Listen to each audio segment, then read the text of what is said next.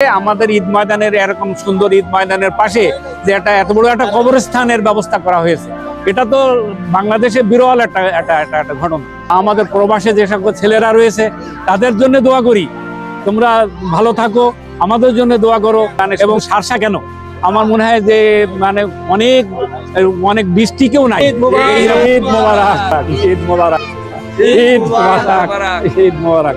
সামটা গ্রামবাসীর পক্ষ থেকে ঈদ মুবারক, ঈদ মুবারক, ঈদ মুবারক।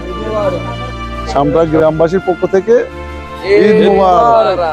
ঈদুল আজহা সবাইকে ঈদ মুবারক, ঈদের শুভেচ্ছা, ঈদ মুবারক। নামাজ আমরা গ্রামবাসী আমরা অত্যন্ত সুন্দরভাবে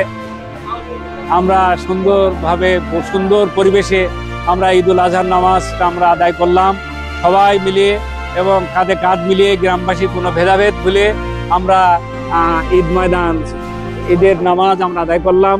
এরপরে আমাদের কবরস্থানের জন্য আমরা কুরবানি করব, কবরস্থানের জন্য এখানে দোয়া করেছি সবাই মিলে। আমরা কি কেন এর ভিতরে আমাদের কোনো বাদ বিসম্বাদ নাই, আমরা ভেদাভেদ কাঁধে কাঁধ মিলিয়ে এই কাজটি করেছি।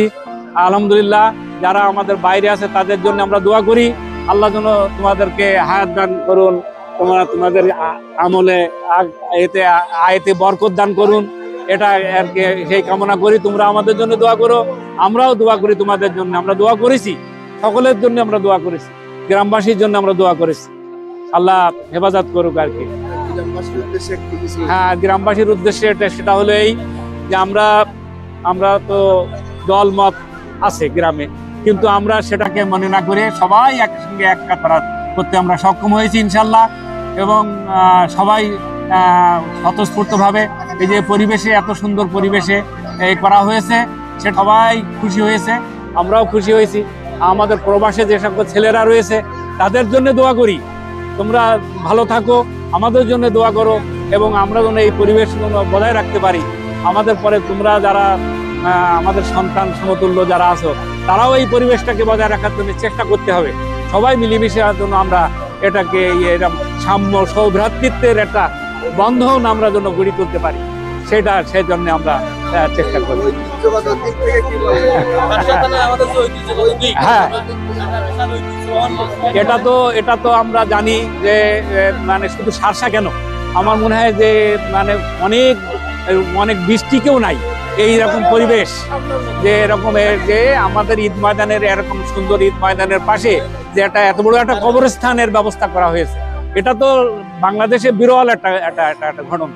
অতএব আমরা যেন আমাদের এই ঐতিহ্যটাকে আমরা ধরে রাখতে পারি, যে আমাদের সেটা আর কি আমরা চেষ্টা করবো আর কি ইনশাল্লাহ।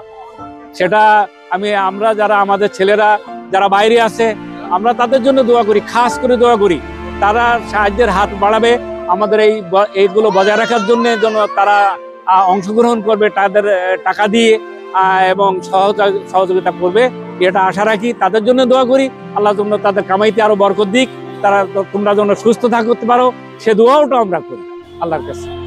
সবাই গ্রামের পক্ষ থেকে আমরা ঈদ মুবারক জানাচ্ছি, ঈদ মুবারক, ঈদ মুবারক, ঈদ মুবারক, ঈদ মুবারক, ঈদ মুবারক, ঈদ মুবারক। ঐতিহ্যবাহী সামটা ঈদগাহ ময়দান আমরা সারা সামটা গ্রামবাসী দলমত নির্বিশেষে সকাল 8:30টায় ঈদের নামাজ আদায় করলাম। আমি আজ সামটা গ্রামের পক্ষ থেকে ঈদের শুভেচ্ছা জানাচ্ছি, ঈদ মুবারক।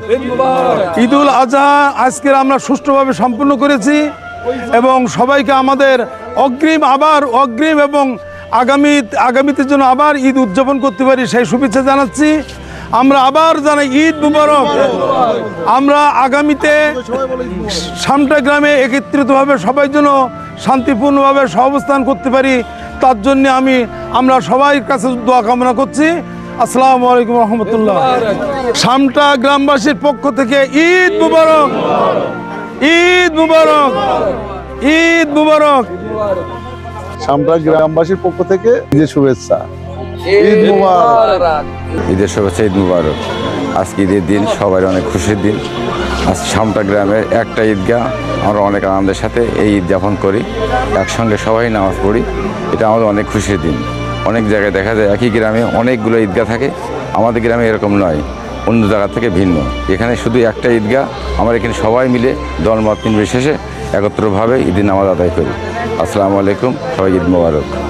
সামটা গ্রামবাসীর পক্ষ থেকে ঈদ মুবারক, ঈদ মুবারক, ঈদ মুবারক।